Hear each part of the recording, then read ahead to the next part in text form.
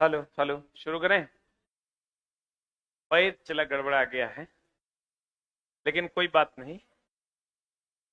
कहाँ तक हुआ था?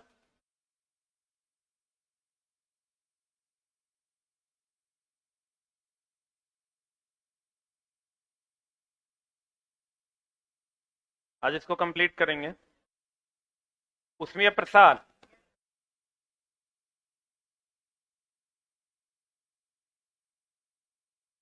उष्मीय प्रसार। देखो, कोई भी चीज गर्म करते हैं तो क्या होता है? फैलता है। कोई भी चीज को आप गर्म कीजिएगा तो क्या होगा? फैलेगा। इसी को उष्मीय प्रसार कहते हैं। ऊष्मा देकर प्रसारित करना उष्मीय प्रसार कहलाता है। ऊष्मीय प्रसार तीन प्रकार का होता है। ऊष्मीय प्रसार तीन प्रकार का होता है। एक होता है रेखीय प्रसार गुणांक। ऊष्मीय प्रसार को एक्चुअल में हम लोग प्रसार गुणांक से दर्शाते हैं। किससे दर्शाते हैं? एक होता है रेखीय प्रसार गुणांक। कौन गुणांक? जिसको अल्फा से डिनोट करते हैं। एक होता है क्षेत्रीय प्रसार गुणांक, जिसको बीटा से डिनोट करते हैं। और एक होता है आयतन प्रसार गुणांक, जिसको गामा से डिनोट करते हैं। अगर लंबाई में परिवर्तन होगा तो उसे रेखीय प्रसार गुणांक, क्षेत्रफल में परिवर्तन होगा क्षेत्रीय प्रसार गुणांक, आयतन में परिवर्तन होगा आयतन प्रसार। ठीक है। इसका लंबाई में अगर परिवर्तन हो, लंबाई में परिवर्तन होगा रेखीय प्रसार गुणांक, क्षेत्रफल में परिवर्तन होगा क्षेत्रीय प्रसार गुणांक, और आयतन में परिवर्तन होगा आयतन प्रसार गुणांक। और रेखीय प्रसार गुणांक को किससे नोट करते हैं? अल्फा। क्षेत्रीय प्रसार गुणांक को बीटा, आयतन प्रसार गुणांक को गामा। अगर मान लीजिए किसी वस्तु को आप गर्म करते हैं, उसकी लंबाई में परिवर्तन होगा तो रेखीय प्रसार गुणांक, क्षेत्रफल में परिवर्तन होगा क्षेत्रीय प्रसार गुणांक, आयतन में परिवर्तन होगा आयतन प्रसार। इसका फॉर्मूला होता है, अगर मान लो परिवर्तित करके प्रारंभिक लंबाई मान लो एल आई है। प्रारंभिक लंबाई क्या है? एल आई है।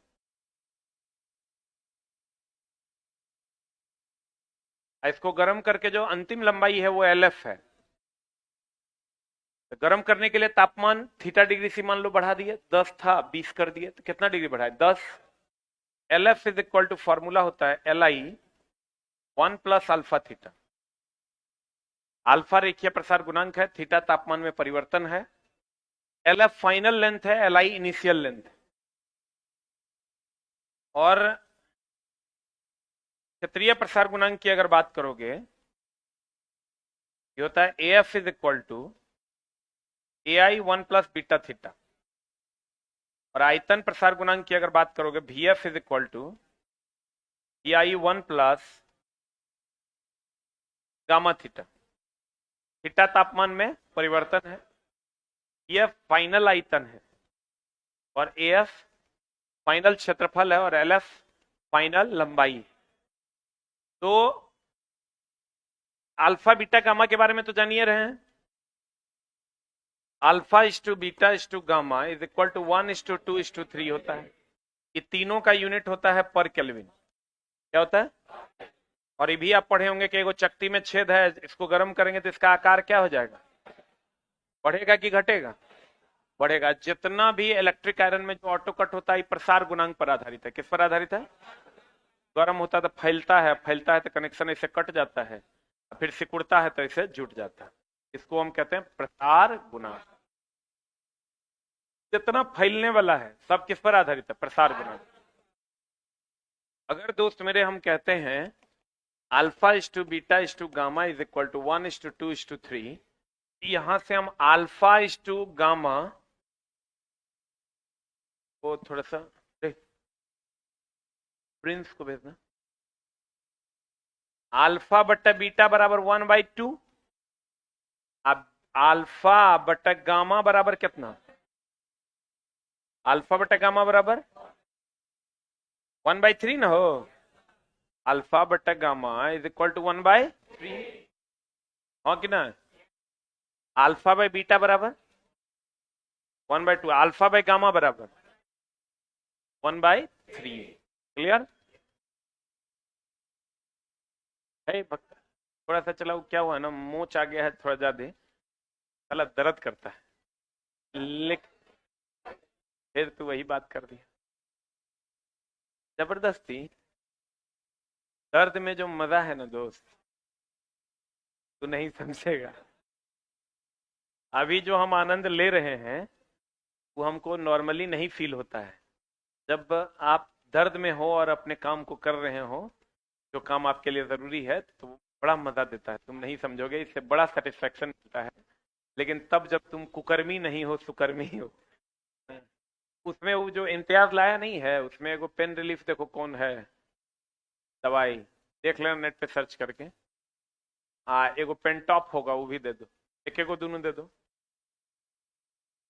चल थे लगा नहीं खाएंगे, चल जाएगा, लेकिन चलने में दर्द हो रहा है। ये 1-2 दिन रहेगा, फिर ये अपने थिथर हो जाएगा। देखो, हमने आपको कहा कि alpha is to beta is to gamma बराबर कितना? तो अल्फा इज टू गामा बराबर कितना? 1/3, और इसका यूनिट होता है पर केल्विन।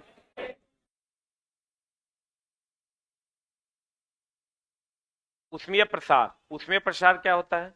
अधिकतर धातुएं गर्म करने के बाद फैलती है, इसे प्रसार गुणांक द्वारा दर्शाया जाता है। किसके द्वारा दर्शाया जाता है?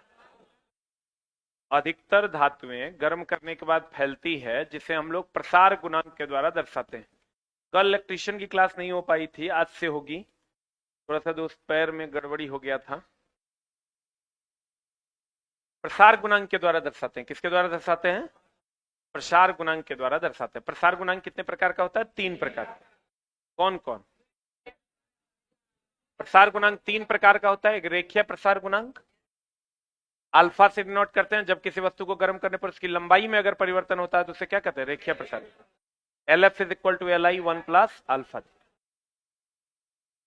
और LF अंतिम लंबाई है, LI प्रारंभिक लंबाई है, थीटा ताप में अंतर है, और अल्फा रेखीय प्रसार गुणांक। कुछ पदार्थ के रेखीय प्रसार गुणांक की तुमको याद रखना है। तो दिया हुआ है ना रेखीय प्रसार गुणांक, पीतल का कितना होता है, तांबा का कितना होता है, पूछता है। पीटी में इसकी जरूरत नहीं थी, लेकिन अभी इसकी जरूरत है। डायरेक्ट तुमको याद ही रखना पड़ेगा अगर कोई उपाय, और ये जो इंपॉर्टेंट था हम वही दिए। इस प्रसार गुणांक जरूर याद रखना। क्षेत्रीय प्रसार गुणांक क्या होता है? बीटा से जब किसी वस्तु को गर्म करते हैं तो उसके क्षेत्रफल में अगर परिवर्तन होता है तो उसे क्या कहते हैं? इसका फॉर्मूला क्या होता है? AF is equal to AI 1 plus beta theta. AF वगैरह वगैरह तो जानवे करता है। आयतन प्रसार गुणांक, आयतन प्रसार गुणांक क्या होगा? गामा से जब किसी वस्तु को गर्म करने पर उसके आयतन में अगर परिवर्तन होता है उसे क्या कहते हैं? आयतन प्रसार। VF is equal to VI 1 plus gamma theta. VF अंतिम आयतन है, VI प्रारंभिक आयतन है, थीटा ताप में अंतर है, गामा आयतन प्रसार गुणांक। कुछ पदार्थ का आयतन प्रसार गुणांक दिया हुआ है, इसको याद रखना है। याद रखना पूछता है, ठीक ना? तुमको कहेगा बताओ किसका आयतन प्रसार गुणांक अधिक है, यही जोड़े हैं इस बार, ठीक ना? ये तुमको याद रखना है। फिर कहता है ये सब आयतन प्रसार गुणांक याद रखना है। और सबका देखो पावर में कितना है? -5 है। खाली ये वैल्यू याद रख लोगे तो हो जाएगा, याद कर लेना दोस्त, तो गड़बड़ हो जाएगा। ई जरूर याद करना। अगर तुमको ये याद नहीं करने का दिल करे कि ये वैल्यू, तो ये जरूर याद रखना किसका किससे ज्यादा होता है, ठीक ना? Alpha is to beta is to gamma, ऐसा ही मात्रा क्या होता है? पर केल्विन। इसका रेशियो क्या होता है? 1:2:3। अगर किसी चक्ति में एक या कई छेद हो तो गर्म करेंगे तो उसका आकार क्या होगा? ये अगर चक्ति में छेद है तो इसको गर्म करेंगे तो इसका आकार क्या होगा? बढ़ेगा। और इलेक्ट्रिक आयरन में ऑटो कट किस पर आधारित है? प्रसार गुणांक। रेल की पटरियों के बीच में खाली जगह क्यों छोड़ा जाता है? ताकि गर्मी के दिनों में प्रसारित होकर टेढ़ा ना हो। अगर सीधा रखोगे तो प्रसारित होगा, फैलेगा, टेढ़ा ना हो जाएगा। रेल की पटरियों के बीच खाली स्थान छोड़ा जाता है क्योंकि गर्मी के दिनों में पटरी फैलता है। क्योंकि गर्मियों के दिनों में धातुओं का प्रसार होता है, और यह किस पर आधारित है? रेखीय प्रसार। न्यूमेरिकल बन जाएगा। और आयतन प्रसार गुणांक का मान इतना है, यानी गामा दिया हुआ है तुमको कितना, और क्षेत्रीय प्रसार गुणांक का मान क्या होगा, यानी beta is equal to what, बोलिए। आपको पता है alpha is to beta is to gamma बराबर 1:2:3। यहां से अगर आप बीटा बट्टा गामा निकालोगे तो 2/3 हो जाएगा, और यहां से आप बीटा निकालोगे तो कितना आ जाएगा, 2 गामा/3 होगा। यहां से 2 है, इंटू गामा का मान 10x है बट्टा 3 बराबर इतना हो जाएगा आंसर, बोलो। कुछ ऐसे भी पदार्थ है जिसे गर्म करने पर आयतन बढ़ता है, जैसे घी, नारियल तेल, धातु की प्लेट, इस सबको गर्म करिएगा तो आयतन बढ़ेगा। कुछ नहीं, लगभग सभी पदार्थ गर्म करने पर अपना आयतन क्या करते हैं, बढ़ाते हैं। लेकिन कुछ पदार्थ ऐसे हैं जो गर्म करने पर अपना आयतन कम करते हैं। जैसे कौन, पानी, अल्कोहल, ढलवा लोहा, बिस्मत। पानी, ढलवा लोहा और बिस्मत, इसमें उल्टा ना होता है, इसको गर्म करोगे तो सिकुड़ जाएगा। जैसे बर्फ को तुम गर्म करो तो सिकुड़ के पानी बनेगा, तो थोड़ा आयतन कम करेगा कि ज्यादा। तो कहते हैं दोस्त, जब कुछ पदार्थ ऐसे होते हैं जिसको गर्म करने पर आयतन बढ़ता है, तो दाब बढ़ने पर इसका क्वथनांक और गलनांक भी क्या हो जाता है, बढ़ जाता है। लेकिन कुछ पदार्थ ऐसे हैं जिसको गर्म करने पर आयतन घटता है, जैसे पानी, ढलवा लोहा, बिस्मत। इसका दाब बढ़ाइएगा तो क्वथनांक और गलनांक क्या हो जाएगा, घट जाएगा।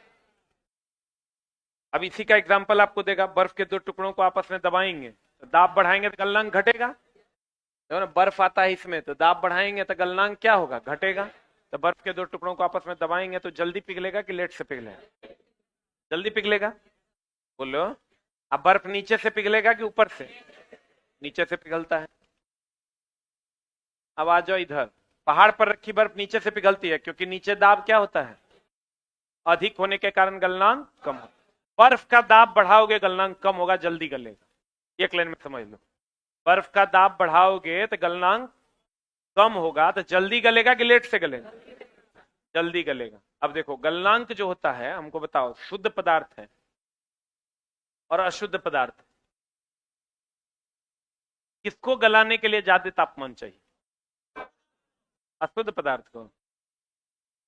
शुद्ध पदार्थ पानी है, बर्फ बन गया, उसको गलाने के लिए ज्यादा ताप चाहिए कि अशुद्ध पदार्थ जो नाला का पानी ऑलरेडी उसका बॉन्ड टूटल रहता है। अच्छा हमको ये बताओ, बॉन्ड के कर मजबूत होगा, शुद्ध पदार्थ का। अशुद्ध पदार्थ मतलब पेनक्लिफ है, हाँ,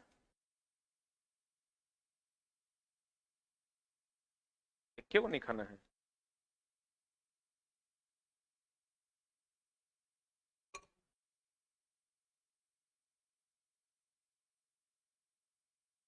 आप देखो। कहते हैं जैसे बॉन्ड किसका मजबूत होगा, शुद्ध पदार्थ का। अशुद्ध पदार्थ, नाला का पानी लोगे, उसके उसको जमाओगे इतना नाला का पानी लेके, तो उसमें लकड़ी होगा, पत्थर होगा, फॉर्म होगा, तो उसका उसके बॉन्ड को तो कमजोर न कर देगा रे, नहीं कर देगा। तो कहते हैं शुद्ध पदार्थ जो होगा ये मजबूत बंधन बनाएगा। कैसा बंधन बनाएगा, अशुद्ध पदार्थ जो होगा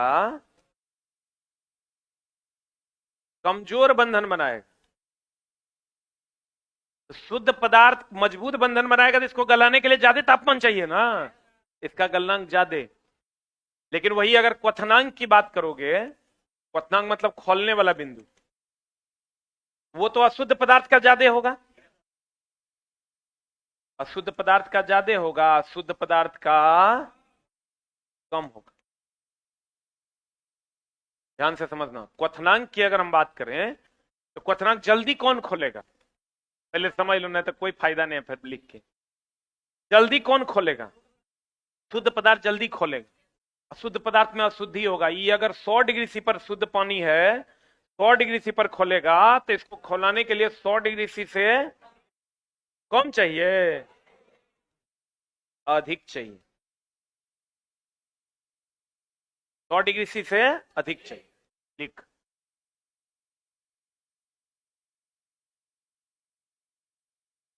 सुपर सिलेक्टेड आज से चालू है, 4 बजे से।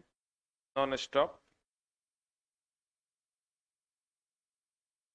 टाइम चेंज हुआ है ना, 5 से 6, 6 से 7, 7 से 8। हाँ, क्या बोल रहे हैं? Peter, question discussion.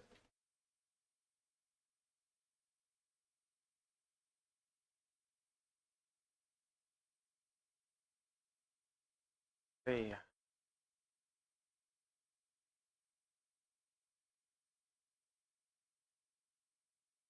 सब तो कहीं ना कहीं टकरा ही जाएगा। टीचर का टाइम भी खाली नहीं। हिटरे का टाइम बदल देंगे, सुबह में कर देते हैं 8 से 9, फिर 8 से 9, 8 से 9।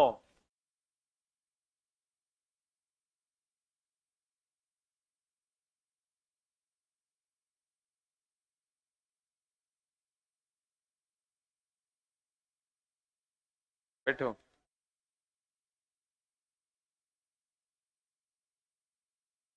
तो गड़बड़ान जा रहा है रे, 8 से 9 में शाम में 6 से 7 में ना है। 6 से 7 में उधर क्या है?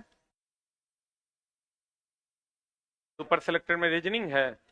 रीजनिंग यार तू अपने से भी कर लेगा, रीजनिंग रिकॉर्डेड कर लेना। 7 से 8 बेसिक साइंस ईडी कर लो, कोई ना कोई टाइम टकरावे करेगा।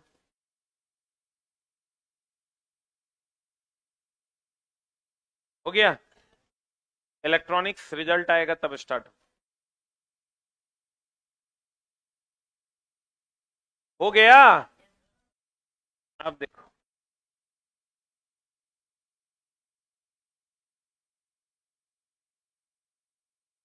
जल का असामान्य प्रसार पढ़े हो? ये क्वेश्चन इससे पूछवे किया है, जल का असामान्य प्रसार से।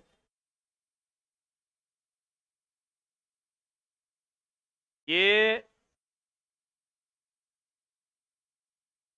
आयतन और ये है ताप। ये 4 डिग्री सी है, ये 0 डिग्री सी है। इधर है बर्फ, इधर है पानी। और घनत्व बराबर द्रव्यमान बटा आयतन होता है।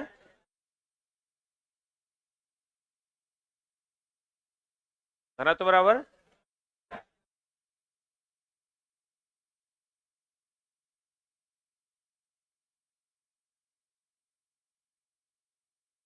आयतन का उल्टा होता है घनत्व।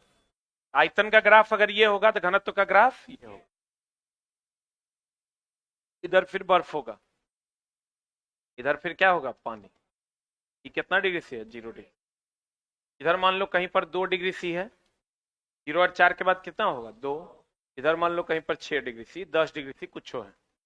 यहाँ भी मान लो 2 डिग्री सी है, ये मान लो यहाँ पर कितना है? 6 डिग्री सी।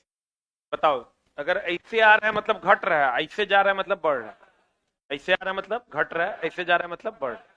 तो 2 से 4 तक आयतन क्या हो रहा है? घट रहा है। 4 के बाद बढ़ रहा है। 2 से 4 तक घनत्व तो क्या हो रहा है? बढ़ रहा है। 4 के बाद घट। क्लियर? आयतन, आयतन कितना डिग्री सी पर न्यूनतम? 4 डिग्री सी। घनत्व तो कितना डिग्री सी पर? 4 डिग्री सी पर महत्तम। आयतन कितना डिग्री सी पर न्यूनतम? 4 डिग्री सी। घनत्व तो कितना डिग्री सी पर महत्तम? 4 डिग्री। क्लियर? बोलो रे। जल का आयतन कितना डिग्री सी पर न्यूनतम? 4 डिग्री सी। आज जल का घनत्व तो कितना डिग्री सी पर महत्तम? 4 डिग्री। सही है।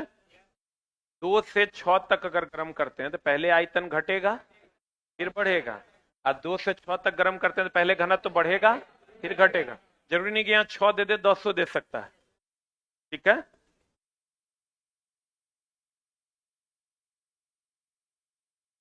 जल का आयतन कितना डिग्री सी पर न्यूनतम? 4 डिग्री। रेफ्रिजरेटर में खाद्य पदार्थ कितना डिग्री सी पर? 4 डिग्री सी पर। कितना डिग्री सी पर? 4 डिग्री सी पर रहता है। और पृथ्वी के नीचे का ताप भी कितना? 4 डिग्री सी। झील के नीचे का ताप भी 4 डिग्री सी। जल का घनत्व तो 4 डिग्री सी पर क्या होता है? अधिकतम। ऐसा ना ग्राफ होता है। 2 से 6 तक गर्म किया जाता है तो पहले आयतन क्या होगा? 2 से 6 तक गर्म करेंगे, 2 से 6, तो पहले आयतन घटेगा अब फिर क्या होगा, बढ़ेगा। तो पहले आयतन घटता है फिर न्यूनतम होता है। देखो, पहले आयतन घटता है, पहले आयतन घटेगा फिर न्यूनतम होगा और फिर क्या होगा, बढ़ेगा। कितना डिग्री सी पर न्यूनतम होगा, 4 डिग्री सी।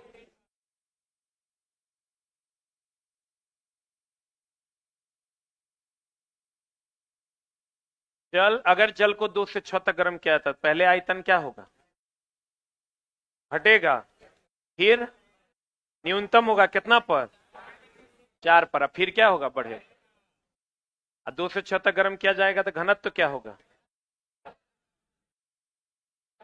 पहले बढ़ेगा फिर घटेगा। बताओ, बर्फ के पिघलने के बाद आयतन क्या होता है, देखो नहीं, यहाँ बर्फ है, पानी बनेगा तो आयतन घटेगा। इसीलिए आप, पानी जब बर्फ बनेगा तो, पानी जब बर्फ बनेगा तो आयतन क्या होगा, बढ़ेगा। अगर मान लो ये पाइप है और इसमें पानी है, ये पानी जब बर्फ बनेगा तो ये अपना आयतन बढ़ाएगा कि घटाएगा, जितना जगह छेक ले उससे ज्यादा छेकेगा, ज्यादा छेकेगा तो पाइप फट जाएगा। कभी कभी ठंडी के दिनों में पाइप क्या हो जाता है, फट जाता है। बर्फ, अगर किसी ग्लास में पानी है और बर्फ का टुकड़ा डाल दिया जाए, बताओ क्या होगा, ग्लास के पानी के आयतन में कोई परिवर्तन नहीं होगा। पीटी में भी आप पढ़े होंगे, अगर किसी ग्लास में पानी है और उसमें बर्फ का टुकड़ा डाल दिया जाए तो बर्फ के पिघलने के बाद ग्लास के पानी के आयतन में कोई परिवर्तन नहीं। पानी का घनत्व तो कितना, 1000 केजी पर मीटर क्यूब, और बर्फ का घनत्व तो 900 केजी पर मीटर। यहां से क्वेश्चन पूछवे करेगा, जिसका घनत्व कम, अत्यधिक ठंडे प्रदेशों में ऊपरी सतह पर पानी बर्फ बन जाता है, जबकि निचली सतह का तापमान कितना होता है, 4 डिग्री। अत्यधिक ठंडे प्रदेशों में वहां पानी के पाइप फट जाते हैं, क्योंकि जब पानी बर्फ बनता है तो उसका आयतन क्या हो जाता है, बढ़ जाता है। देखो, पानी जब बर्फ बनेगा तो उसका आयतन क्या हो जाएगा, बढ़ जाएगा। क्लियर।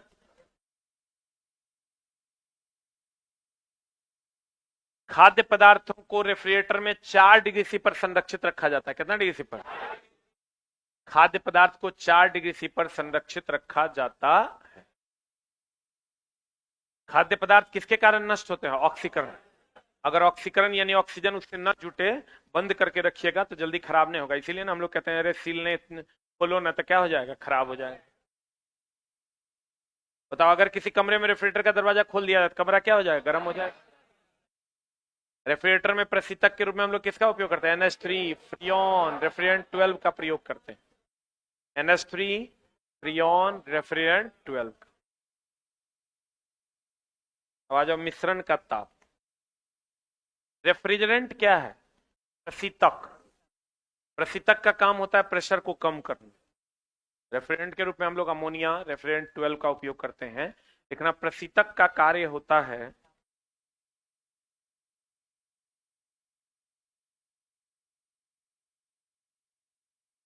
प्रशीतक का कार्य होता है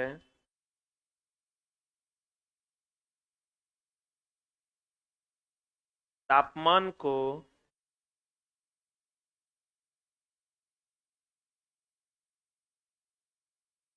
कम करना।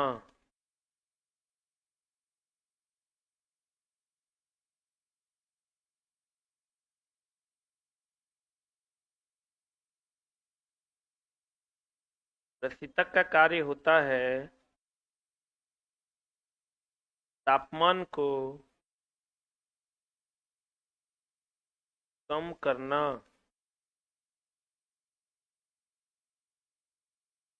देखें,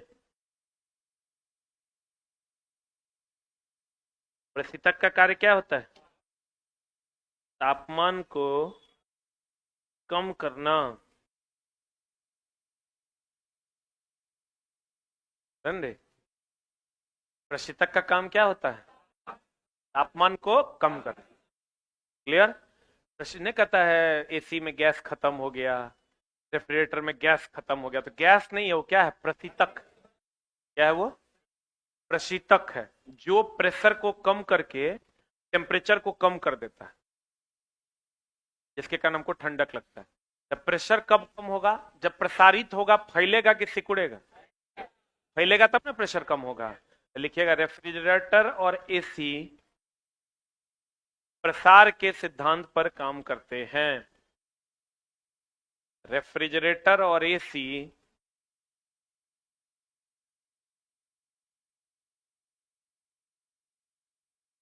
प्रसार के सिद्धांत पर कार्य करते हैं। रेफ्रिजरेटर और एसी प्रसार के सिद्धांत पर कार्य करते हैं। प्रसार मतलब फैलाव ना, प्रसार के सिद्धांत पर कार्य करते हैं। रेफ्रिजरेटर या एसी किसके सिद्धांत पर काम करता है? प्रसार के। किसके सिद्धांत पर?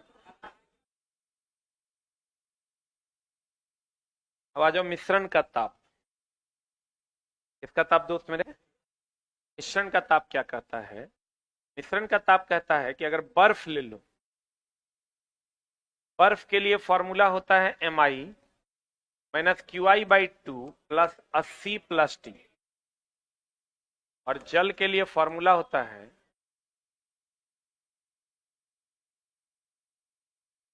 MW QW माइनस T, या T माइनस QW। ठीक है। जलवाष्प का फॉर्मूला होता है MV 640 माइनस T, है ना? फॉर्मूला याद होगा आपको, पीटी में भी पढ़े होंगे। MI बराबर minus QI/2 plus 80 plus T, और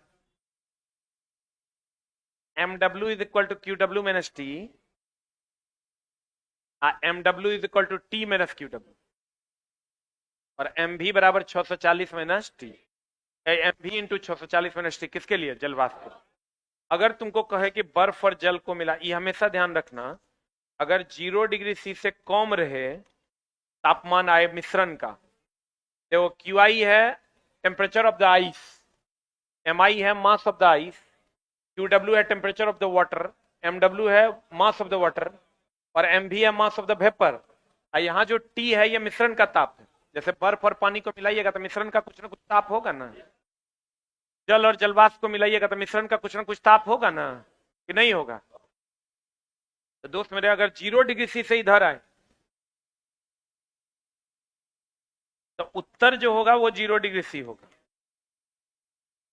अगर 100 डिग्री C से मिश्रण का ताप, ये T का वैल्यू अगर 100 डिग्री C से अधिक आए तो उत्तर कितना लेना है? 100 डिग्री। खाली ये ध्यान रखना है कि यहां बड़ा में से छोटा को घटाना है। QW अगर बड़ा हो, mass of the temperature of the water बड़ा हो, मिश्रण का ताप छोटा हो, ये लगाना है। मिश्रण का ताप ज्यादा हो, QW छोटा हो, ये लगाना है। आप कहिएगा कहां कैसे लगाना है, तो ध्यान से समझिएगा। अगर आपको दे दे आज जब भी मिश्रण का ताप होगा कम से ज्यादा और ज्यादा से कम, मिश्रण का जो ताप होगा वो कम से ज्यादा और ज्यादा से क्या होगा? कम। मिश्रण का ताप कम से होगा ज्यादा और ज्यादा से होगा कम। अच्छा, बर्फ और पानी को मिलाइएगा तो बर्फ थोड़ा गर्म हो जाएगा, पानी थोड़ा ठंडा हो जाएगा, तो दोनों के बीच में रहेगा।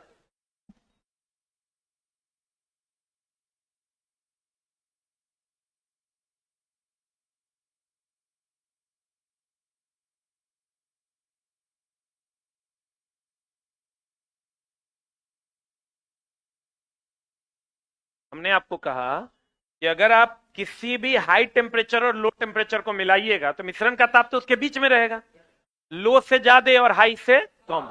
तो कहते हैं बर्फ और पानी को आप मिला दीजिए, मिलाए तो मिश्रण का ताप तो ये दोनों के बीच में होगा। बर्फ कम है तो एक ज्यादा, या पानी ज्यादा है तो इस तरह से कम। और पानी और जलवाष्प को मिलाइएगा, या पानी का कम और जलवाष्प का ज्यादा, यहां तो मिश्रण का ताप ये दोनों के बीच में होगा। दोस्त मेरे, अगर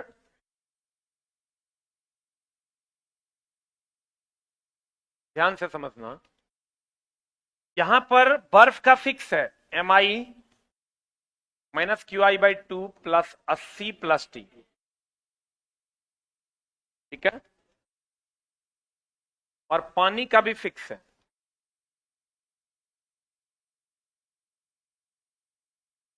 Mi माइनस QI/2 प्लस 80 या प्लस टी बराबर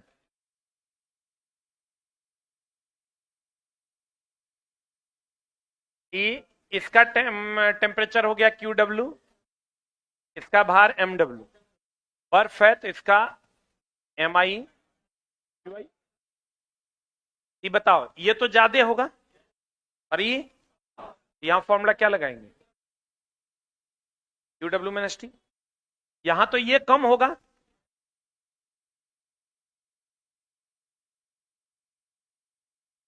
यहां जब आप देखिएगा यहां फॉर्मूला क्या लगाइएगा, MW, टी ज्यादा ना होगा, T माइनस QW बराबर एम भी, इसमें तो कोई डाउट ढोले नहीं है। ई फॉर्मूला समझे, कहां QW माइनस टी या कहां T माइनस QW निकालना है, कहां पर QW माइनस टी लगाना है और कहां पर T माइनस QW, समझा। अगर आप बर्फ और पानी को मिला रहे हैं QW माइनस टी लगाइए, इतना ने याद नहीं रखना है, QW ज्यादा है, बर्फ और पानी में QW ज्यादा है और T इससे कम है, इसलिए QW माइनस टी। अब पानी और जलवाष्प में QW कम है और T ज्यादा है तो T माइनस QW, बोलिए। आज जीरो T का मान यानी मिश्रण का ताप अगर 0 से कम आए तो उत्तर 0 डिग्री सी, और अगर 100 से ज्यादा आए तो उत्तर 100 डिग्री सी।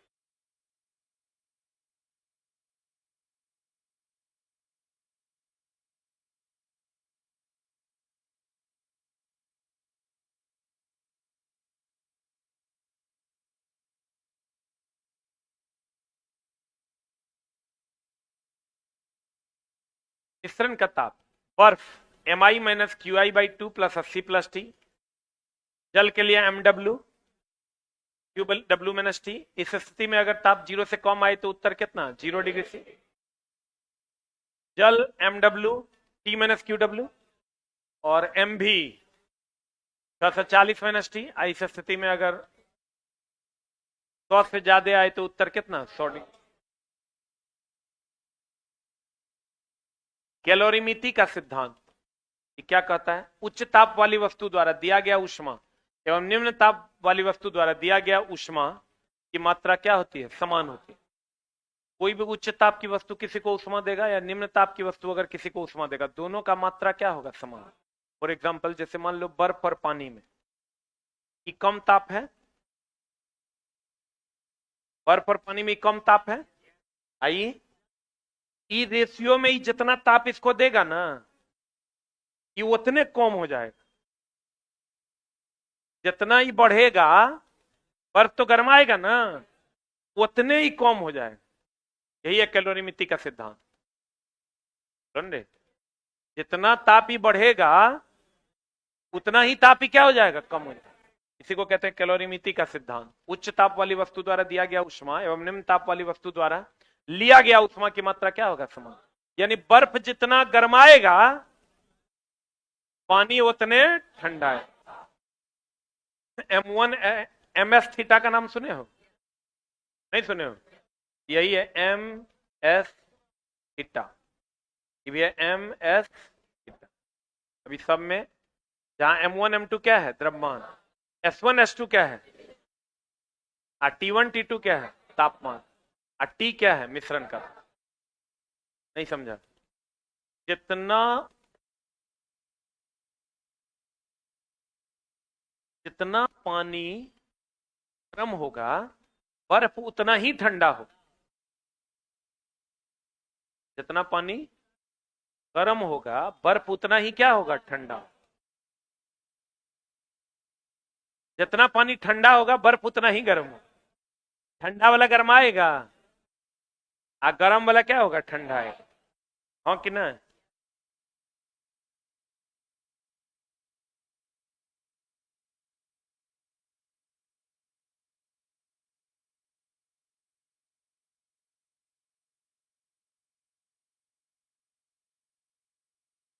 एकदम टेंशन नहीं लेना है, चला पढ़ा रहे हैं, पढ़ दम हो जाए। फिजिक्स वन नहीं होते रे, एक दिन भर दिन पढ़ा देंगे तो ये को क्वेश्चन बाहर नहीं जाएगा, फिर पढ़ ना तू। अरे क्वेश्चन का टाइप पे फिक्स है, क्वेश्चन का टाइप ही फिक्स है। मेंस उनके लिए टफ है जो पीटी गलती से पास किया है और गलत टीचर के पास। तो दोनों में से को ने है तो हमरा तो बढ़िया फिजिक्स तोरा पूरे भारत में के पढ़ाएगा, कोई पढ़ा ही नहीं पाएगा ना। इसलिए दोस्त मेरे तू चुपचाप बैठ के पढ़ा, तोरा से बढ़िया स्टूडेंट नहीं है, तू रेगुलर स्टूडेंट है, तोरा सब समझ में आता है। तोरा अभी लगेगा कि ऐसे नहीं होगा, ये गलती से पास किया, पूछो ना कि बर्फ जितना गर्माएगा पानी उतना ठंडाएगा, कहेगा अरे साला ई कुछ हो रहा रे। खाली इतना समझ में आता है कि बल कैसा है, मतलब न्यूटन है, विद्युत धारा कैसा है, वो परसेंट रटले है, और बस इतने समझ में आता है। ये गलती से पास किया ओकरे दिक्कत हो, वो दिक्कत नहीं होना, एकदम तुम निश्चिंत रहो। थोड़ा सा लेकिन जितना क्लास करवाएंगे उतना कर ले, सबके स्पेशल क्लास भी दे देंगे, निश्चिंत रहो एकदम। अब एक सप्ताह दूसरा बैच बंद करना पड़ेगा तो कर देंगे।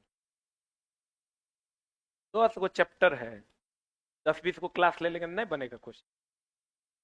बात करता है एकदम बनेगा, बनेगा नहीं मेरिट के लायक बनेगा। तू अच्छा बच्चा है, थोड़ा कोई रोक नहीं सकता है, तो थोड़ा सा तुमको लगेगा मजाक, अभी थोड़ा लगता होगा कि दो हमर होगा कि नहीं होगा, जब हो जाएगा तब थोड़ा ही लगेगा कि साला देखो हो गया। अभी बहुत बस रिजल्टवा खाली आ जाए ना, एकदम तुम निश्चिंत। लेकिन अब तुम कहोगे कि मैथो रीजनिंग हमारा पढ़ने के लिए बाकी है, तू पढ़ा हुआ उसको रिवीजन कर लेना। तू हमको मेरा वाला तो टाइम देना पड़ेगा क्योंकि कोर्स तू पढ़ा नहीं है, बेसिक साइंस है, ईडी है, ट्रेड है, तू टाइम देना पड़ेगा ना। 20 दिन नहीं देगा तो कैसे होगा। 2 दिन ट्रेड का क्वेश्चन करवाएंगे ना, 2 दिन, उसके बाद क्वेश्चन धरती पर नहीं बचेगा। अरे भाई 1200-1300 क्वेश्चन है पूरे मार्केट में, 600 करवा देंगे 2 दिन। थोड़ा मजाक लग रहा है, पकड़ लेंगे तो खत्म कर देंगे। 1200-1300 क्वेश्चन है रे मार्केट में, जैसे 10 को चैप्टर 15 को चैप्टर है, 15 को चैप्टर में कितना क्वेश्चन होगा, 1500। इतना का है भारी बने ले हम। अच्छा चला हमरा ही पता है, बस थोड़ा सा रिजल्ट खाली आ जाए। रिजल्ट आने से होगा क्या कि जो बच्चा भी जितना सिंसियर है ना, उसका 5 गुना ज्यादा सिंसियर बच्चा हमको मिलेगा। मैच जब इंडिया पाकिस्तान का अनाउंस होता, एनर्जी लेवल अपने 5 गुना बढ़ जाता है। तब हम जे डिलीवर करेंगे उतना समझ में आए, हाँ कि ना। अभी तू जो है तुरा लग रहा होगा, हर सेकंड तू खुद से पूछ रहा होगा नहीं होगा, पूछ रहा है ना, लेकिन टेंशन नहीं ले, होबे करेगा। आ जाओ इधर। आज तुम्हारी क्लास रात में भी है 8 से 10। आज बेसिक ऑफ इलेक्ट्रिसिटी तुरा पढ़ाई 8 से 10, टाइम नोट कर लो। ट्रेडे वाला को पढ़ाना है तो तोरो पढ़ा देंगे, दोनों को सेम में पढ़ना है। बेसिक ऑफ इलेक्ट्रिसिटी हाँ ऑफलाइन, ऑफलाइन ऑफलाइन 8 से 10 यहीं मिलेंगे। आजो मिलेंगे, कल फिर मिलेंगे 9 से 11, अब फिर रात में 8 से 10।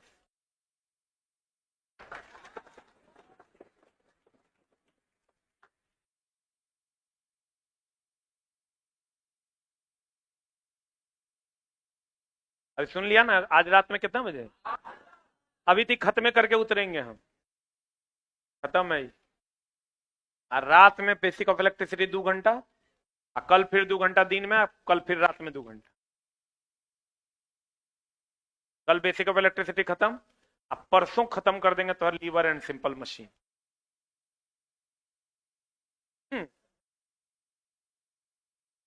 हाँ नहीं नहीं, अच्छा हम पढ़ाना पढ़ाना ना, हमको पढ़ाएंगे, क्या दिक्कत। सबको लाइव वालों ऑनलाइन वालों आज फिर शाम में 8:15 में लाइव होंगे, बेसिक ऑफ इलेक्ट्रिसिटी चैप्टर के साथ। अभी इसको खत्म करेंगे।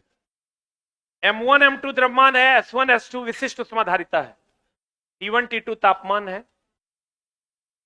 अब बड़ी टी मिश्रण का ताप है। इस पर हम लोग फिर बैक आएंगे, अभी विशिष्ट उष्माधारिता पढ़ने के बाद फिर बताएंगे क्या झोल है।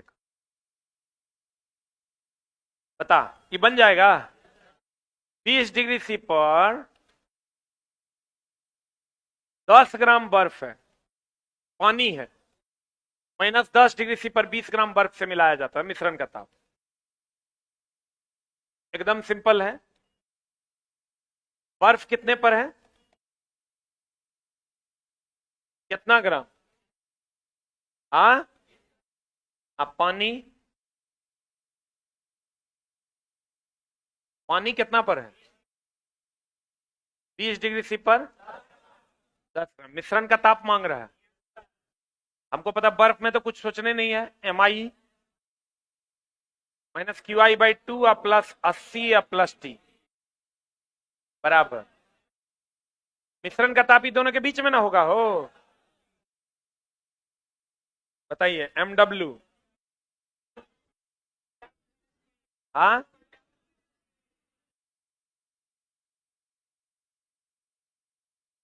MW इधर है, MW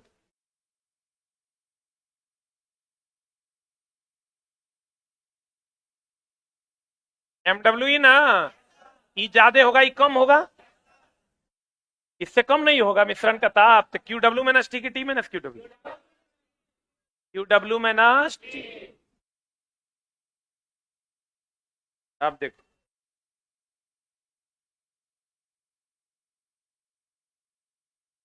MI का मान कितना है?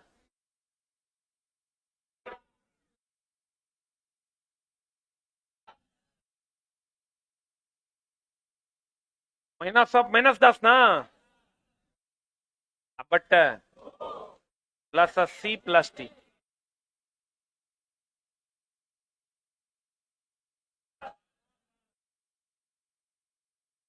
QW कितना है?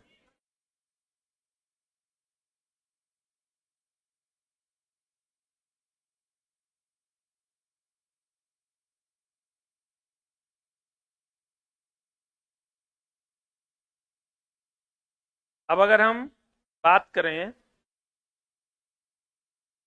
वैल्यू की, इसको निकाल लो कितना आता है। तो 10 दूनी 20 कटेगा, 2 85 80 या 5 प्लस T बराबर, सॉल्व हो जाएगा। कितना आ रहा है? हाँ, -50, यानी उत्तर तब कितना हो जाएगा? 0 डिग्री। अगर मिश्रण का ताप 0 से कम आए, उत्तर, रे लड़का अश्विन को थोड़ा भेजना, अगर मिश्रण का ताप 0 से कम आए तो उत्तर कितना डिग्री सी? 0 डिग्री। अगला,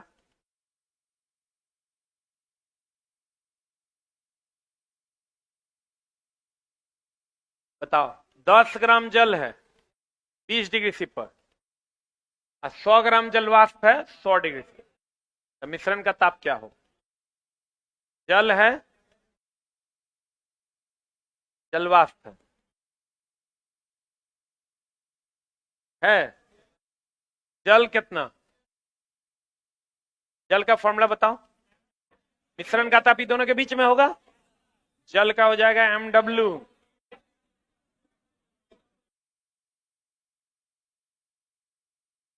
LPCVD2 का हीट का जो क्वेश्चन है, यानी हमको प्रिंट निकाल के दो तो, ये वो हो जाएगा। इसमें तो कोई झोले नहीं है। कुछ लोग कहेंगे 6 से 40 कहां से आया, इस सूत्र का है, फॉर्मूला है, वैल्यू रख दो। T निकालना है, मिश्रण का ताप कह रहा है निकालने। मास ऑफ द वेपर कितना है? 100 ग्राम जल वाष्प है ना, 140 है माइनस टी। टी के लिए सॉल्व कर देंगे, आंसर आ जाएगा। बोलो अगला। 10 डिग्री सी पर 100 ग्राम पानी है। 30 डिग्री सी पर लो टेम्परेचर वाटर है कि हाई टेम्परेचर? 10 डिग्री सी है, 30 डिग्री सी है, तो क्या है? हाई टेम्परेचर ना।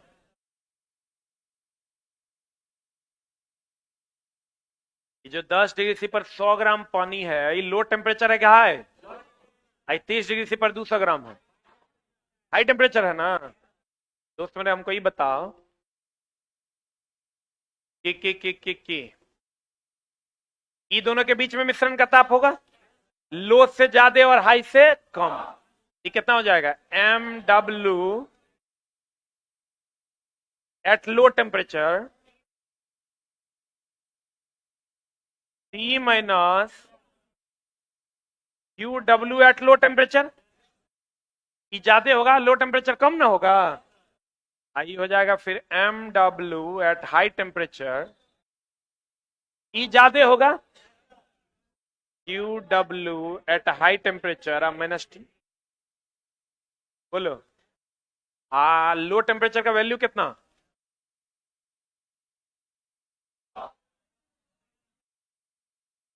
100 ग्राम है। देखो लो टेम्परेचर कितना? 100 ग्राम माइनस टी माइनस 10 बराबर 200 कितना? 30 माइनस टी निकाल दो।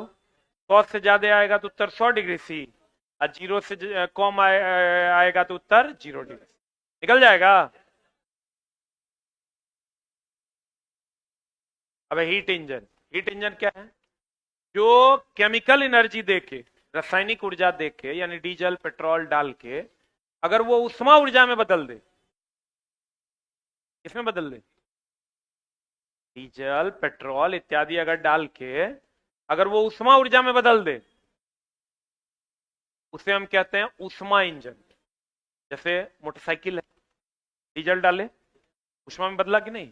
उष्मा में बदल के कार्य में बदल दिया, तब ना मोटरसाइकिल चला। पहले आग लगा तो वो कार्य में बदला, कार्य में बदला तो मोटरसाइकिल चला। उसे हम उष्मा इंजन कहते हैं। कौन इंजन कहते हैं? वह इंजन जो उष्मा को कार्य में बदल देता है उसे कौन इंजन कहते हैं? उष्मा engine. For example diesel engine, petrol engine. उष्मा इंजन की दक्षता, दक्षता का फॉर्मूला होता है N बराबर T1 माइनस T2 बटा T1 गुना 100, या Q1 माइनस Q2 बटा Q1 गुना 100। अगर कोई वस्तु है और उसको अगर हम T1 तापमान पर Q1 उष्मा दिया, T2 तापमान पर Q2 उष्मा निकाल लें, बीच में तो क्षति भी होगा। किसी भी इंजन की दक्षता 100% से कम होगी। T1 ताप पर Q1 उष्मा दिया, T2 ताप पर Q2 उष्मा निकाल लें, ये बता कितना हो जाएगा? T1 माइनस T2 बट्टा T1 गुना 100, Q1 माइनस Q2 बट्टा Q1 गुना 100। दक्षता का फॉर्मूला हो जाएगा।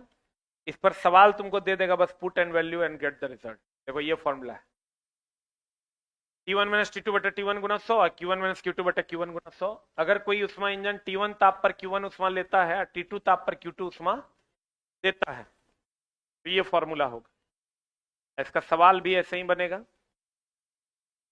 अगर कोई इंजन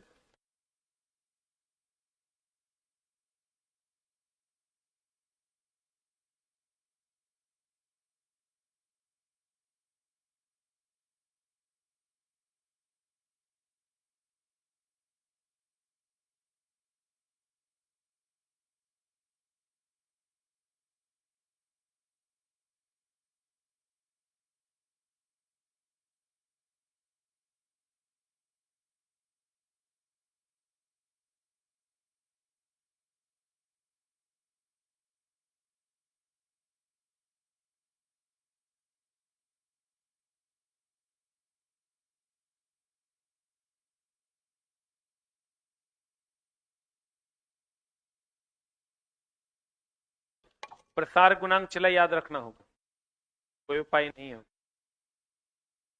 वैल्यू क्वेश्चन पूछा है, अगर किसी उष्मा इंजन की कोई इतना पर उष्मा लेता है तो T1 हो गया, जो लेगा, अगर कोई ये उष्मा इंजन है, ये लेगा तो ये T1, आई लौटाएगा तो ये T2। तो T1 कितना है? ये 527 प्लस 273 बराबर कितना? अब वातावरण को 27 डिग्री सी पर लौटा देता है। 27 प्लस 273 कितना? कोई भी फॉर्मूला केल्विन में ही लागू होता है, दक्षता निकल जाएगा T1 माइनस T2 बटा T1 गुना। T1 कितना है? 800 माइनस, निकल जाएगा 300 बटा,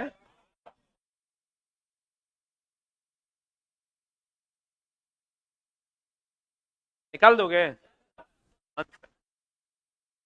जो आएगा उत्तर हो जाएगा।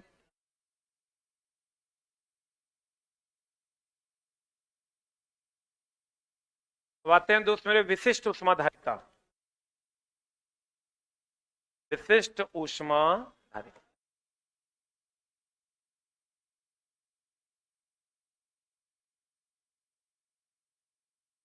विशिष्ट उष्माधारिता कौन धारिता? Specific heat capacity. अगर किसी वस्तु को बर्फ है, बर्फे में गर्म करोगे, उसमें जो उष्मा लगेगा उसे विशिष्ट उष्माधारिता कहते हैं। पानी को पानी में गर्म कीजिएगा, उसमें जो उष्मा लगेगा उसे हम क्या कहते हैं? विशिष्ट उष्माधारिता। मतलब उसी अवस्था में, जिस अवस्था में वो है, में गर्म करने के लिए जो उष्मा दी जाती है उसे क्या कहते हैं? विशिष्ट उष्माधारिता। उसी अवस्था में गर्म करने के लिए किसी वस्तु को, जैसे बर्फ है,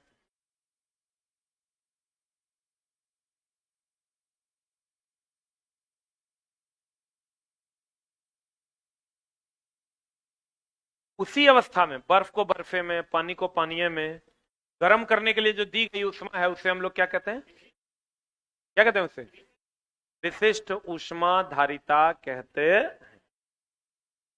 ठीक है,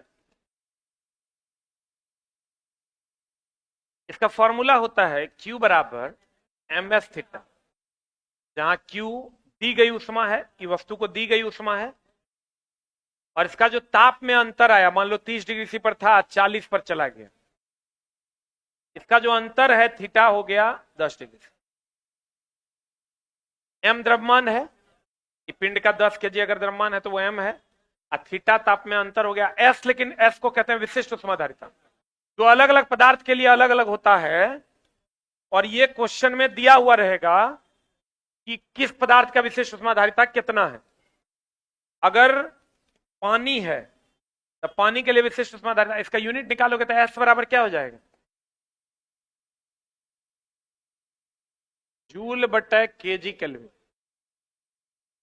उष्मा का जूल, m का केजी, और थीटा का क्या? पानी की विशिष्ट उष्माधारिता होती है 4200 जूल पर केजी पर केल्विन। अगर कैलोरी में निकालोगे 1 कैलोरी पर ग्राम पर डिग्री। यही बर्फ की विशिष्ट उष्माधारिता होती है कितना? 2100 जूल पर केजी पर केल्विन, या 0.5 कैलोरी पर ग्राम पर डिग्री। तो इसमें करता क्या है, आपको कह देगा ना कि ये 10 किलोग्राम का कोई बर्फ का टुकड़ा है जो -10 डिग्री सी पर है, इसको हम -8 डिग्री सी पर, -8 डिग्री सी पर ले जाना चाहते हैं। बताइए कितनी उष्मा देनी पड़ेगी? तो फॉर्मूला सीधा लगा देना है, Q बराबर m का मान कितना है? ई डिग्री सी में ना है, तो डिग्री सी में है तो इसको ग्राम में बदलना होगा। यूनिट का ध्यान रखना, केजी केल्विन जूल, ये एक यूनिट है। ग्राम डिग्री सी कैलोरी, ये एक यूनिट है। 10 किलोग्राम को अगर ग्राम में बदलोगे तो 10 गुना 1000 ना, गुना विशिष्ट उष्माधारिता बर्फ की कितनी होती है, ये वाला वैल्यू लेंगे ना, क्योंकि ग्राम में बदल दिया। 0.5 गुना ताप में अंतर कितना का है, गुना कर देंगे आंसर आके। कभी कभी बर्फ पानी नहीं देके चांदी दे देता है, लोहा दे देगा, तो अगर विशिष्ट एस का मान दिया हुआ रहे, put and get the result. Clear? ये वो चीज और ध्यान रखना, बोल क्या, एम का मान जो है ना, किसका मान, और एस का मान, यही दूगों को देखना सेम यूनिट में। थीटा हमेशा डिग्री सी में रहेगा, थीटा केल्विन में नहीं ले, वैलिड नहीं है ये फॉर्मूला। अब चला बहुत कंटेंट है रे, 2018 में तो कंटेंट भी नहीं था पर्याप्त, कट ऑफ भी कम था। अब कट ऑफ कितना जाएगा तो कंटेंट है, टेंशन नहीं लो, हम तो बताते हैं, बढ़िया समझना। जब कंटेंट नहीं था तब सबके रिजल्ट हो गया था, अभी तो भर पेट है, जितना तुरा चाहिए। एम और एस ये दोनों को खाली सेम यूनिट में रखना, मतलब अगर ये ग्राम में दोगे, एम का मान ग्राम में दोगे तो ये वाला वैल्यू यूज करना, एम का मान अगर केजी में दोगे ये वाला वैल्यू यूज करना। बुझा कि नहीं? थीटा से कुछ मत पूछना कि तो केल्विन में होगा, सही में है, डिग्री सी में ही डाल दें। नहीं समझा? समझाते हैं, डाउट होगा फिर तुमको क्या आएगा। पानी के लिए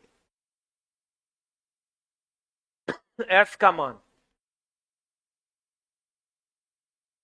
तब लगाएंगे जब एम का मान केजी में होगा। बहुत बड़ा कंफ्यूजन है बच्चा, भी नहीं होगा आपके बाद। एस का मान 1 कैलोरी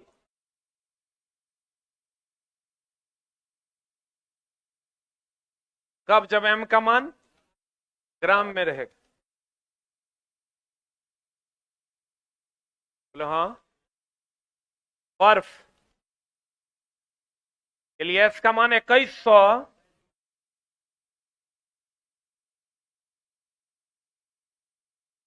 जब एम का मान किसमें हो, समझिए गया होगा, एम का मान किसमें हो, केजी में हो, और एस बराबर लगाएंगे 0.5 कैलोरी पर ग्राम पर डिग्री सी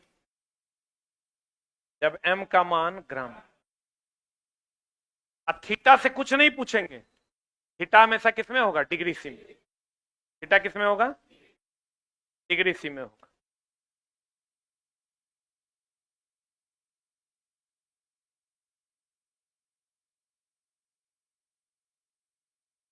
क्या किसमें होगा, इसका यूनिट क्या होता है, जूल पर केजी पर केल्विन विशिष्ट उष्माधारिता का, या कैलोरी पर ग्राम पर डिग्री सी। हम आप ही के भरोसे हैं गुरु जी, एकदम टेंशन नहीं। मेंस के लिए तो साफ फिर नहीं सोचना है, खाली तू चला पढ़, हम हैं, ठीक ना। तो हम क्वेश्चन बनवा के दिखा देते हैं प्रीवियस ईयर, तब मानेगा ना। 50 को क्वेश्चन पूछा है। ए सर तनी अश्विन को बोल दीजिए एक बार। हाँ नहीं लग रहा है फोन।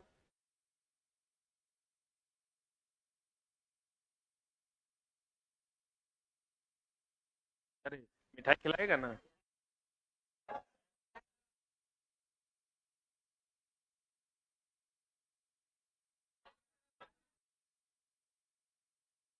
सुसु लग जाता है रे। आजा, एक एक ड्रम मिठाई लाएगा पक्का ना। ये जो अभी दिए हो ना, इसका आईडी पासवर्ड तो नहीं देना।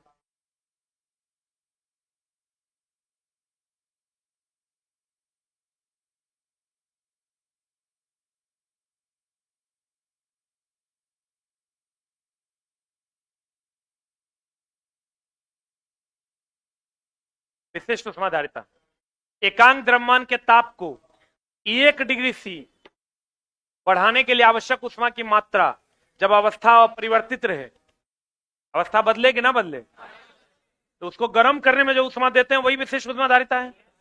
एम द्रव्यमान की वस्तु को थीटा डिग्री से बढ़ाने के लिए आवश्यक ऊष्मा क्यू बराबर क्या होता है, एम एस थीटा। एस का यूनिट क्या हो जाएगा, जूल पर केजी पर केल्विन। विशिष्ट ऊष्माधारिता का ऐसा ही मतलब जूल पर केजी पर केल्विन।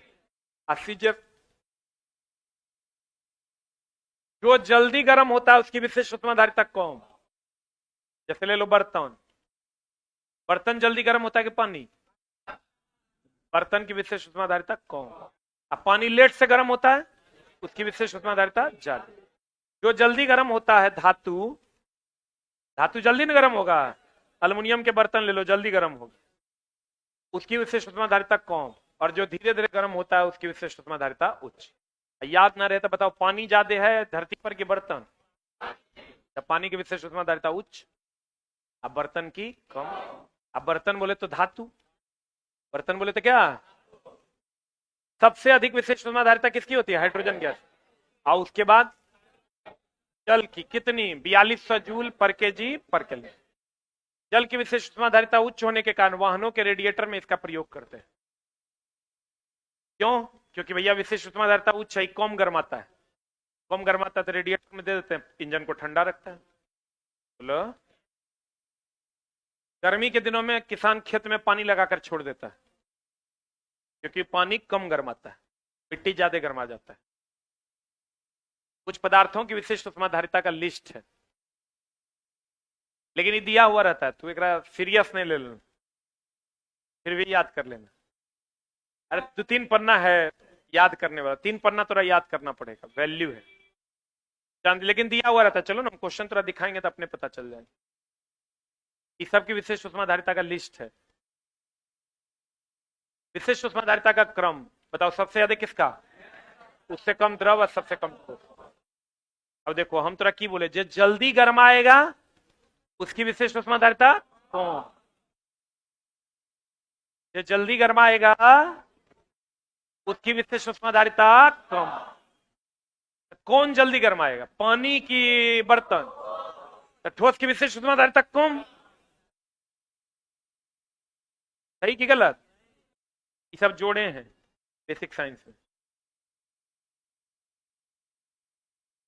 जल की विशिष्ट ऊष्माधारिता, मिट्टी अथवा रेत की विशिष्ट ऊष्माधारिता की कितनी गुनी होती है।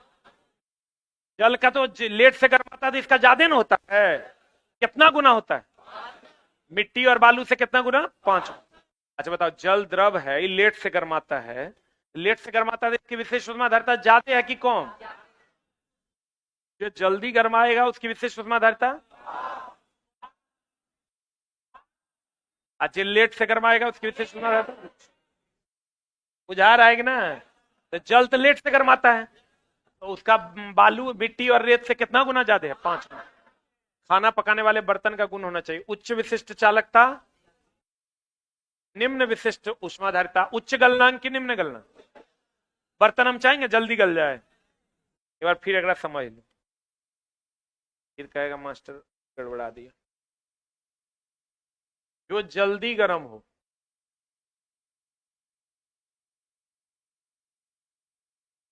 विशिष्ट ऊष्माधारिता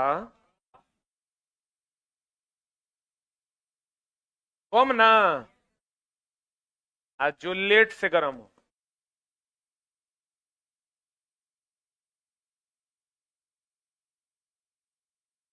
विशिष्ट ऊष्माधारिता अधिक। इसका एग्जाम्पल है बर्तन और धातु। बर्तन बोलिए या धातु बोलिए, इसका एग्जाम्पल क्या है, जल। तो लिख लो,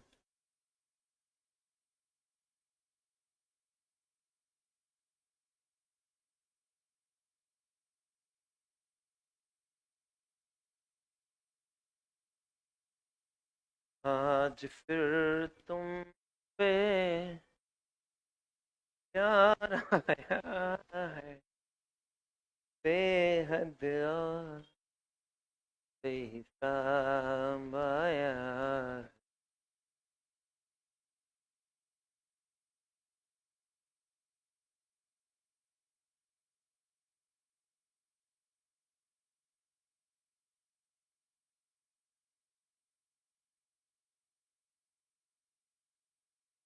देखा?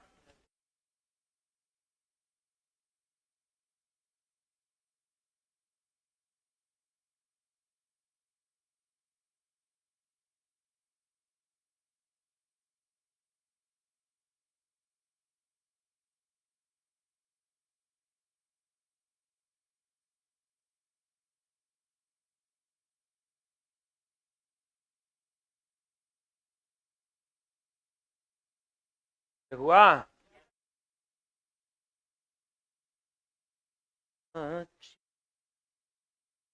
हमको जल की विशिष्ट उष्माधारिता कितना?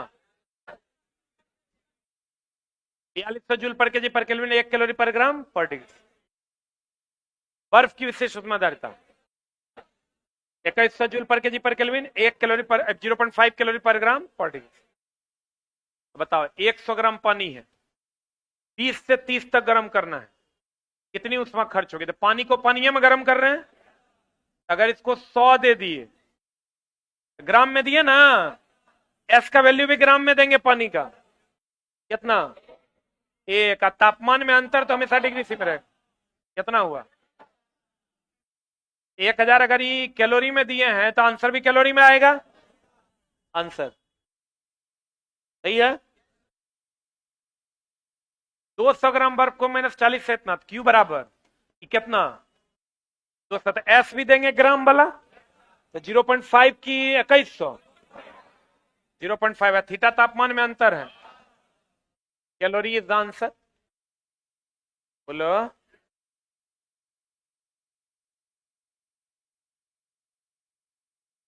बाबू सलेस, चला गया।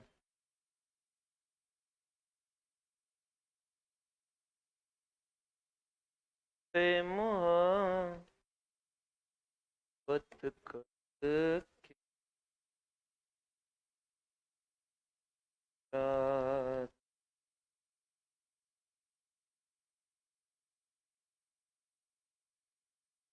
8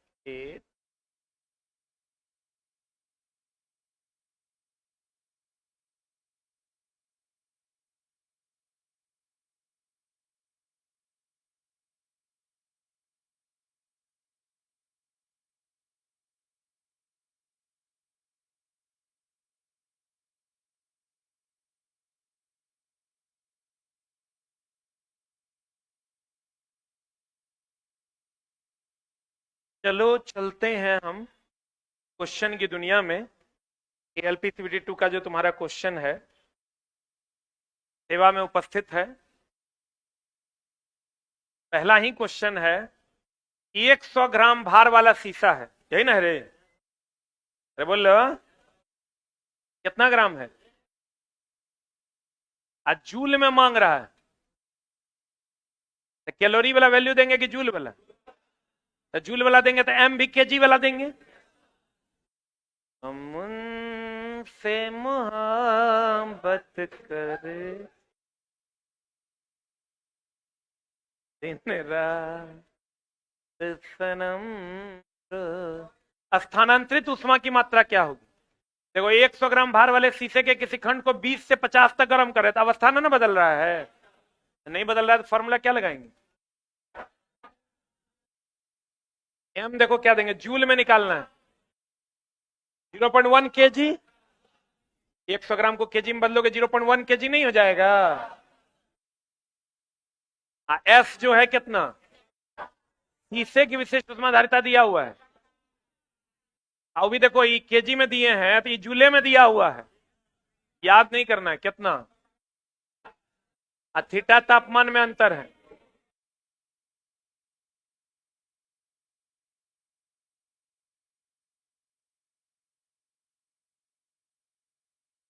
सही है। प्योर कॉन्सेप्ट है, चला प्योर, हिलेगा नहीं सवाल। 12 साल से चला पढ़ा रहे, कैसे हिल जाएगा? निश्चिंत होके बैठो, पिटिया खाली रिजल्टवा आने दो, एकदम निश्चिंत हो जाओ तुम। मेंस में पीटी में तोरा कोई हरा दे वो मान लेंगे एसएससी वाला है, फलना है, चिलना है, बैंक वाला है। वहां कोई हार जाए मैथ रीजनिंग में, वो 100% बना दे, तुम कम, कहां तोरा कोई हरा देगा, ये नहीं मानेंगे। 50 नंबर के है, लेकिन ओरा गुने भाग में ऐसा न झोल फंसेगा केजी या ग्राम में ना, 72/79 आ जाता है आंसर, पतो नहीं चल। अगला सवाल।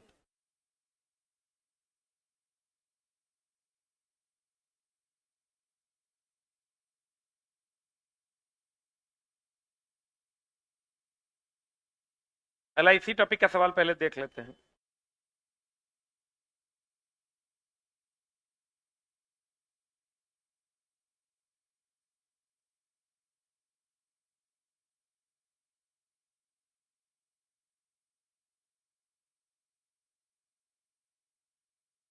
सवाल नंबर है 21।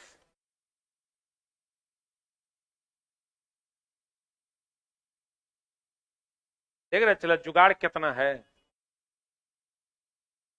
नया पूरा जुगाड़। यहां तक पहुंचने में लोग को 10 साल लग जाए, लोग मजाक में लेता है। ये सवाल देखो, इसी टॉपिक का है। तांबे से बने हुए उष्मामापी कैलोरीमीटर का द्रव्यमान ग्राम में ज्ञात कीजिएगा। किसमें ज्ञात कीजिएगा, करिए ना, इसके द्वारा इतना किलो जूल उष्मा अवशोषित हुआ। Q का मान है 3.6 किलो जूल। बोलो, इसके तापमान में इतना की वृद्धि हुई, तापांतर कितना है, तांबे की विशिष्ट उष्मा धारिता दिया हुआ है।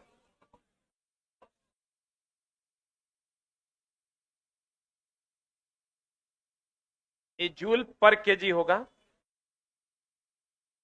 पर केजी पर केल्विन।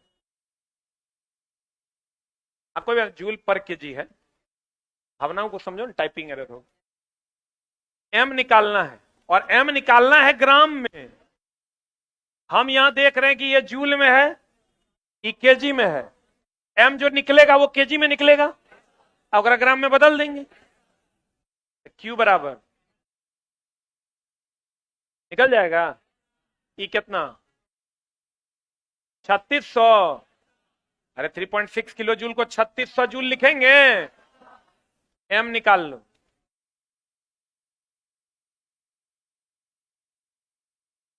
कितना आ रहा है, 200। मतलब ये पहले केजी में कितना आ रहा है, देखो ना कितना आ रहा है, कितना आ रहा है। अरे सॉल्व तो करना ना पड़ेगा रे दोस्त। ये हो जाएगा 3600/0.4 गुना 45। कितना आ रहा है, 200 ग्राम आ रहा है।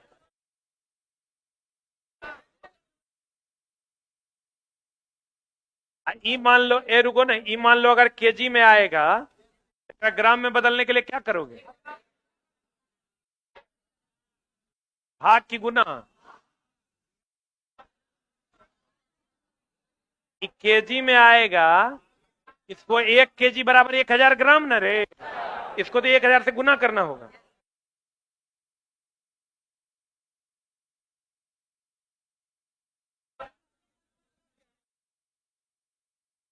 आज छोड़ो ना, तुम ज्यादा दिक्कत है, देख रहा केजीए में निकालो ना।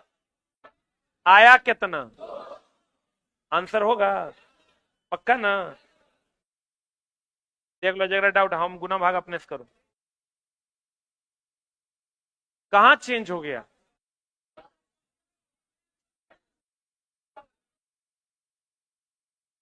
ये यही चेंज कर देगा, यहां चेंज करेगा दोस्तों, यहां भी चेंज करना होगा। या नहीं तो ये जूल है ना, तो जूल जूल कट भी जाएगा, तैयो निकल जाएगा। जैसे निकालना है निकाल, गुना भाग करो आंसर। अगला सवाल बना लेगा ना। अगला सवाल बताओ, 20 नंबर। 20 न बताए हैं, ये बनाओ तो।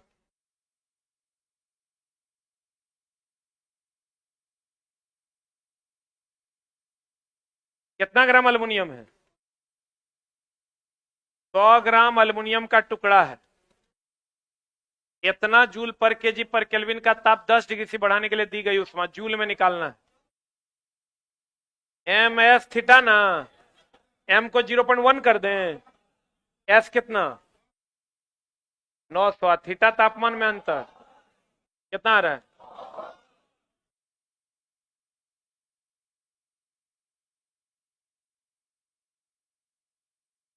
होगा रे।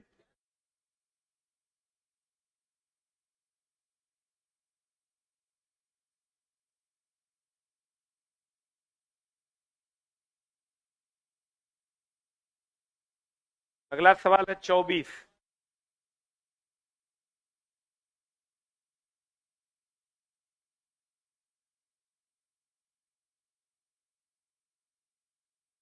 चौबीस ग्राम कुछ और है रे, ना नहीं ये अलग है। 25 है इसमें, हाँ 25 है, बनाओ तो। 50 ग्राम भार वाले तांबा, एम दे दिया है कितना, भार वाला तांबा, इसका कितना केजी हो गया? 0.05 ना। अब 20 से 60 थे, थीटा का मान कितना 40, एस का मान कितना,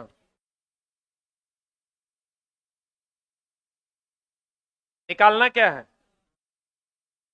एम एस थीटा, एम का मान कितना,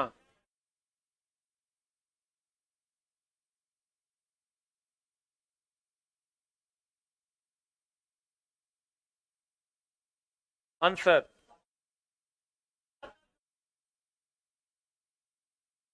कितना आया?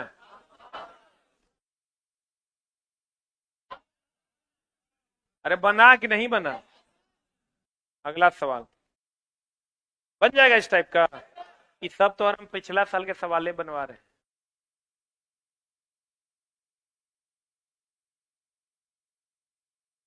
Question number 30।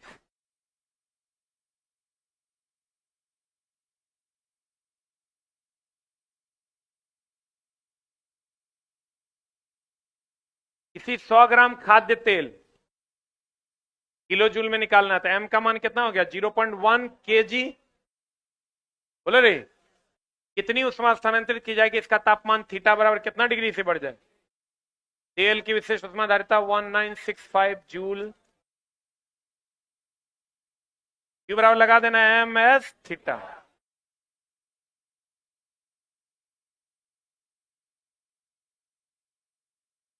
कितना आएगा? किलो जूल में बदलना होगा, बदल लेगा।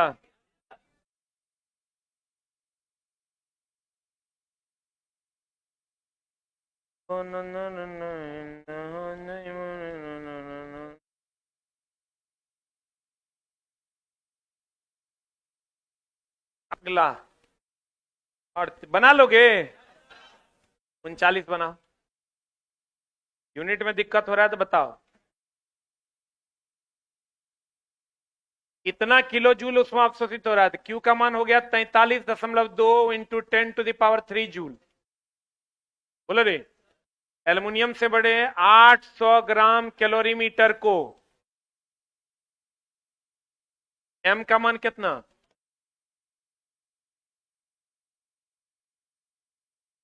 कितने डिग्री सेल्सियस तक गर्म किया जाए? थीटा का मान क्या, एस दिया हुआ है 0.9।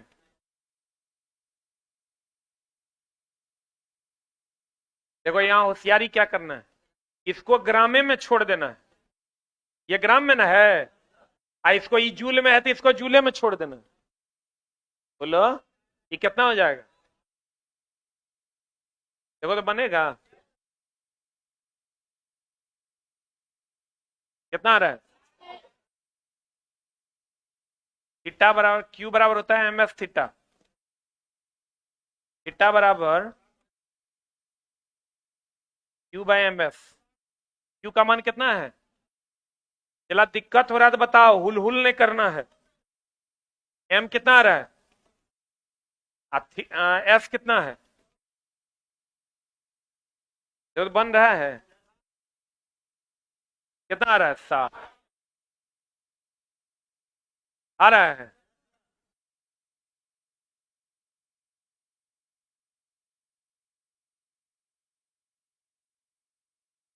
यहाँ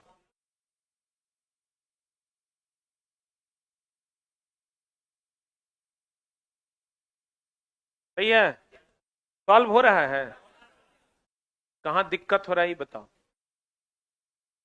हो रहा है।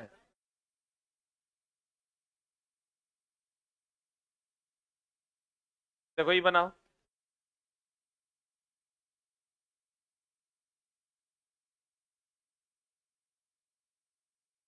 ये दूसरा सवाल है। हाँ कोई बात नहीं, गुप्त उष्मा और होगा कौन। डिग्री सी को फ़ारेनहाइट में, सेल्सियस को केल्विन में, ये सब बदल लोगे ना।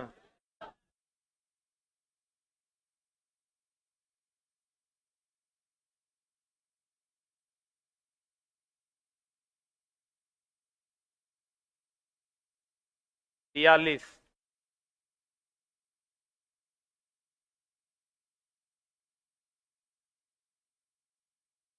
ये तो बनेगा। लेड की विशिष्ट उष्माधारिता, नहीं उष्माधारिता दोनों को मिक्स करके दिया। ये नहीं बनेगा तुमसे, अभी बताए नहीं है।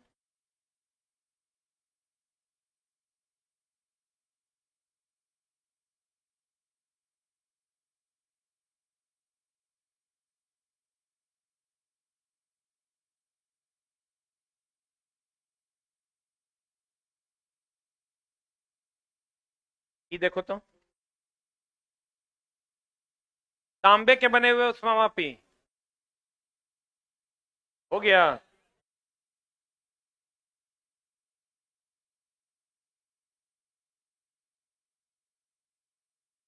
बाकी दूगों को मिक्स करके दिया है।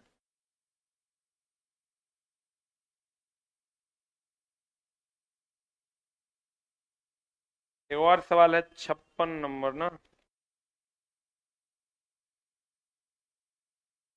56 देखो तो बनता है।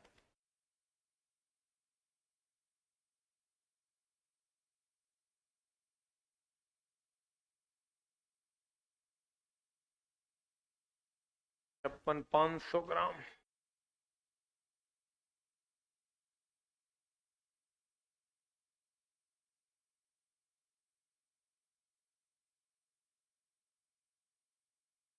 चौथी सवाल, 500 ग्राम द्रव्यमान वाले धातु के एक टुकड़े की विशिष्ट उष्माधारिता याद कीजिए। यानी एस बराबर वाट, एम दे दिया है तुमको कितना, जिसके द्वारा 10 किलो जूल उष्मा अवशोषित हो रही है। 10 किलो जूल। इसके तापमान में 80 डिग्री सी की वृद्धि होती है। थीटा दे दिया 80 डिग्री से। देखो तो एस निकलेगा। इसको किस में बदलेंगे कि जूल पर केल्विन, पर ग्राम पर केल्विन में कह रहा था, इसको ग्रामे में छोड़ दें। यहां देखो जूल पर ग्राम पर केल्विन में कह रहा है, खाली 10 किलो जूल को कितना कह देंगे। यहां तुम देखो ये कह रहा है जूल पर ग्राम पर केल्विन में निकालने, तो इसको ग्रामे में छोड़ेंगे, कितना हो जाएगा। क्यू बराबर एम एस थीटा, एस बराबर Q by M theta. Q का मान कितना, एम कितना है, 500 रहने देना। जबकि जूल में निकालने को आ रहा है, लेकिन यह है ग्राम में ना, तो ग्रामे में छोड़ देंगे। आप बताओ थीटा कितना, देखो तो आता है आंसर कितना आता है, आएगा। इतने सवाल इस टॉपिक से, बाकी मिक्स से।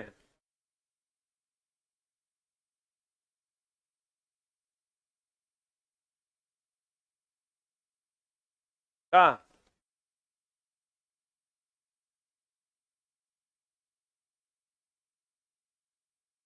बोलन रे, लेकिन हमको लगता है एक क्लास और लेंगे तब। एक क्लास चल लेने दो, रिजल्ट आया नहीं है हर बार। हाँ, आज आज की रात ये इतना तो इलेक्शन के रिजल्ट के इंतजार नहीं रहता है जितना है कर ये करेगा बोलो। एक क्लास और लेंगे तब हो। कल एक क्लास, लेकिन आज रात बेसिक ऑफ इलेक्ट्रिसिटी शुरू करेंगे, अगला चैप्टर स्टार्ट करेंगे आज। कितना बजे? 8:15 में से लेकर 10 बजे तक। ठीक है, हॉस्टल में तुम लोग को दिक्कत नहीं ना होगा? नहीं, हाँ वेरी गुड। ओके, ऑनलाइन वालों जान लो आज दिन शुक्रवार है और आज हम लोग ये चैप्टर को हम लोग कल पूरा करेंगे इसी टाइम में। कल आपकी क्लास कंटिन्यू है, परसों भी कंटिन्यू है, और आज हम लोग रात में एक नया चैप्टर स्टार्ट करेंगे, बेसिक ऑफ इलेक्ट्रिसिटी। ठीक है, तो आप लोग रात में 8:15 में लाइव आना ना भूलें। ठीक है, चलें हम ये जो प्रीवियस ईयर है इसका पीडीएफ अभी हम डलवा देते हैं और आप लोग को प्रिंट भी दिलवा देते हैं। सारा क्लास अपने नियमित समय पर कंटिन्यू, एक को दिन बंद नहीं। एएलपी सीवीटी 2 का जितना भी क्लास है सब कंटिन्यू है, शनिवार रविवार सब। ऑनलाइन वालों आज मिलेंगे हम लोग 8:15 में, या कल फिर मिलेंगे 9:15 में। आज रात आ रही हैं मशहूर अदाकारा 8:15 PM में, याद रखिएगा। और ट्रेड का भी क्लास होगा। ईडी का जो चैप्टर बचा हुआ है ना, पहले इसको बेसिक साइंस को खत्म कर लेते हैं, फिर ईडी भी कंप्लीट कर देंगे। ईडी 3 दिन इस शेड्यूल में पढ़ाएंगे तो ठीक है। मिलते हैं कब? रात 8:15। ठीक है, और ये क्लास चलेगा वहां वो हॉल में, वो बिल्डिंग देखे हो ना, वो बिल्डिंग हॉल में ऑफलाइन वालों का चलेगा, चल जाना। जहां हम 2014-2018 का एएलपी पढ़ाया करते थे, अभी वो दोनों बिल्डिंग में रही पास है, चल जाना वहां। और जहां पर टेस्ट नहीं होता है, टेस्ट आगे होता है उससे पीछे ही राइट साइड में ऊपर चढ़ जाना। ये क्लास की कल होगी सेम टाइम में 9 से 11, और आज रात हम लोग बेसिक ऑफ इलेक्ट्रिसिटी स्टार्ट करेंगे। कल भी आपका 2 टाइम क्लास चलेगा, 9 से 11 भी, रात में 8 से 10 भी। ठीक है, चलो रात में मिलते हैं। Thank you very much.